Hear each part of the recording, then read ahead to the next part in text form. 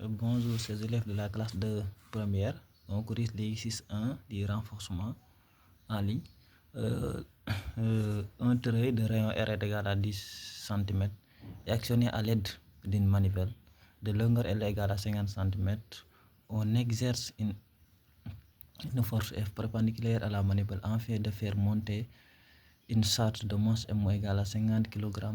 Le poids du trait de la manivelle et de la corde sont négligeables devant les autres forces qui leur sont appliquées, voire figure. Les frottements au niveau de la corde sont négligeables. Calculer la valeur de la force F pour qu'au cours de la montée, le centre de la charge soit en mouvement rectiligne uniforme. On répond d'abord à la première question. Oui, ça est là. Hein? Voilà. Maintenant, la première question. Calculons l'intensité de la force F pour qu'au cours de la montée, le centre de la charge soit en mouvement rectiligne uniforme. Maintenant, on représente d'abord les forces. Voilà. Ici, c'est F. Voilà. On demande de calculer l'intensité de la force F pour qu'au cours de la montée, le centre de la charge est en mouvement rectiligne uniforme. C'est bon. Ici, on représente les forces. Voilà. Au niveau du trait. Donc, il y aura le poids P et la réaction. Voilà. On ne sait pas la direction de la réaction, mais on représente la réaction comme ça. La tension T. C'est bon, la tension T. Maintenant, ici, V constant, ça veut dire somme de force extérieure égale à vecteur nul. Le trait est animé de mouvement de rotation, ça veut dire que somme des moments des forces est égale à 0. Et c'est ici les forces qui s'appliquent au niveau du trait. Donc, il y a le poids, la réaction, F, la force de frottement, et T. C'est bon? Donc, somme des moments est égale à 0. Ici, moment de P, déjà c'est nul. Moment de R est égal à 0. Pourquoi? Parce que le droit d'action rencontre l'axe de rotation. Voilà. Donc, on met moment de P, moment de R, moment de T, moment de F est égal à 0. C'est bon? Moment de R, c'est 0. Moment de P, c'est 0 car le droit d'action rencontre l'axe de rotation. Donc, ça va rester moment de T plus moment de F. Voilà. Moment de T. Donc, T est tangente au cercle. Donc, vous avez appris ça. Tout droit qui est tangente au cercle est perpendiculaire au rayon. Donc, l'axe de rotation sera, le bras de levier sera R. Voilà. Donc, c'est perpendiculaire au rayon. L'axe de rotation de T. Voilà. Donc, ça tourne dans l'autre sens. Donc, c'est moins T fois R. Moment de T, c'est moins T fois R. Et moment de F aussi, le bras de levier, ça sera L. Voilà. Ça sera L. C'est le droit qui passe par l'axe de rotation et qui est perpendiculaire au vecteur force. Voilà. Donc, on aura moins T fois R plus F fois L égale à 0. F égale à T multiplié par R sur L. Application numérique, point d'interrogation, parce qu'on ne connaît pas T. Voilà. Donc, on cherche T. Voilà. On cherche T. Maintenant, comment on va faire pour chercher T? On va appliquer système solide là. Ici. Voilà. Ici. Somme des forces extérieures égale à vecteur nul. Ça veut dire que P' plus T', il y a deux forces. P' plus T' égale à vecteur nul. Projection suivant les axes, on aura P' égale à T'. Et ça veut dire T' égale à MZ. Hein? Voilà. Maintenant, or, voilà. Le fil est inextensible. Donc, ça veut dire quoi? T sera égal à T'. Car ici, T égale à T'.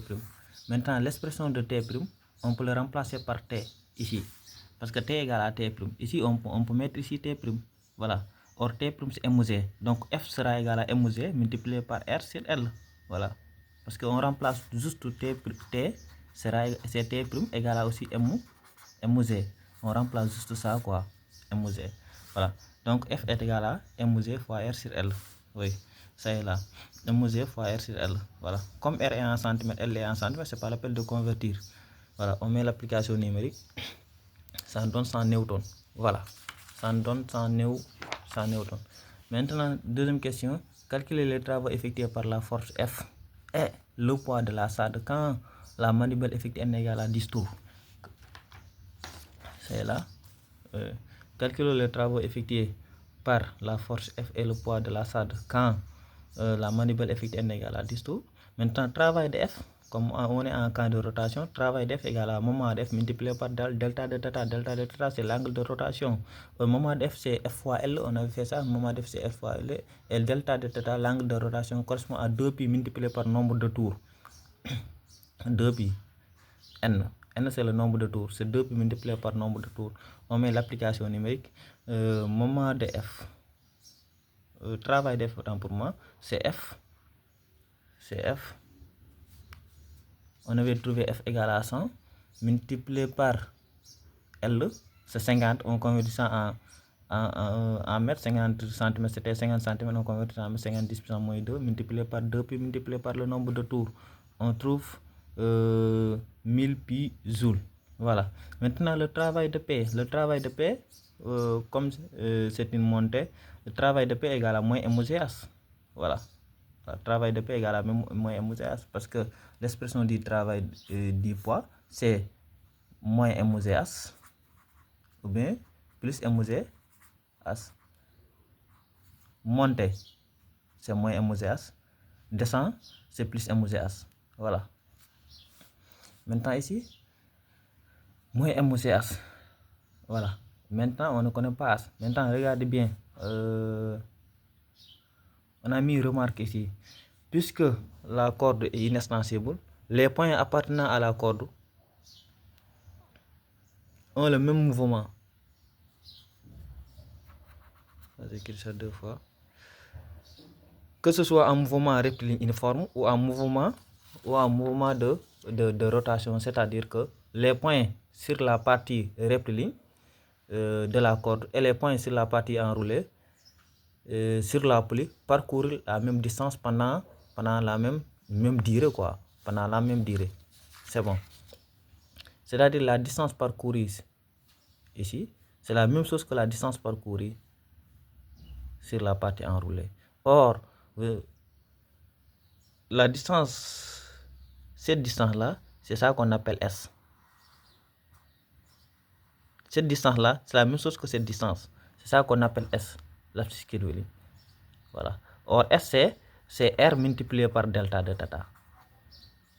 Donc, cette distance-là, c'est la même chose que S. Cette distance-là, la hauteur, c'est la même chose que S. Et or, S est égal à R multiplié par delta de θ. Maintenant, on remplace, on met S égale à delta de θ fois R, ce qui est égal à As, quoi. Voilà. Voilà. Maintenant, on peut dire aussi la longueur,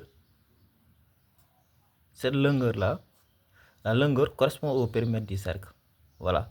Comme ça tourne n tours, donc As sera égal à 2πr multiplié par nombre de tours. Multiplié par nombre de tours. Parce que ça, on aura, périmètre du cercle, c'est 2πr. Voilà. Mais comme ça tourne n tours, on le multiplie par n. Donc, cette longueur parcourue aussi, ça correspond à 2πr multiplié par le nombre de tours. C'est-à-dire ça correspond au périmètre du cercle multiplié par le nombre de tours. Voilà. Ça aussi, c'est la même chose. Hein? On met l'application numérique. Voilà. C'est moins MZ. R. On convertit ça. Multiplié par 2, puis multiplié par le nombre de tours. Voilà, on trouve ça. Hein? Voilà. On trouve ça. Maintenant, le treuil tourne n égale à 10. La manivelle est remplacée par un moteur qui s'exerce sur le treuil, un couple de moments constant. Le treuil tourne n égale à 10 tours.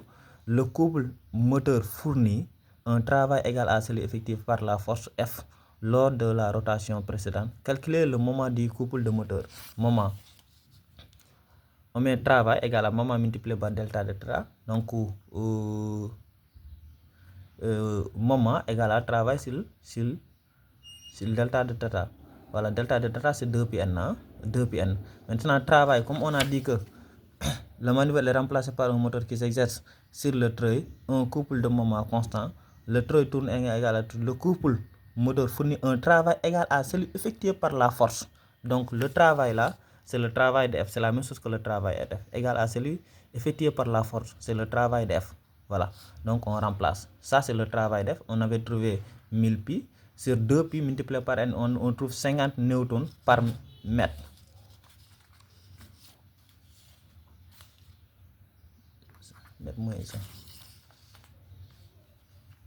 Voilà.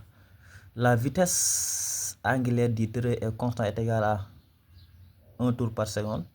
Déterminer la puissance du couple moteur. Voilà, puissance du couple moteur. Voilà. Puissance égale moment multiplié par la vitesse angulaire. Voilà. Maintenant, comme la vitesse angulaire c'est 1 tour par seconde, on correspond à en convertissant en rad, un tour correspond à 2 pi multiplié, on prend 1 multiplié par 2 pi quoi.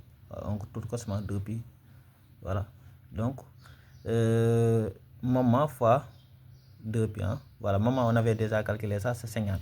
Voilà, c'est ça.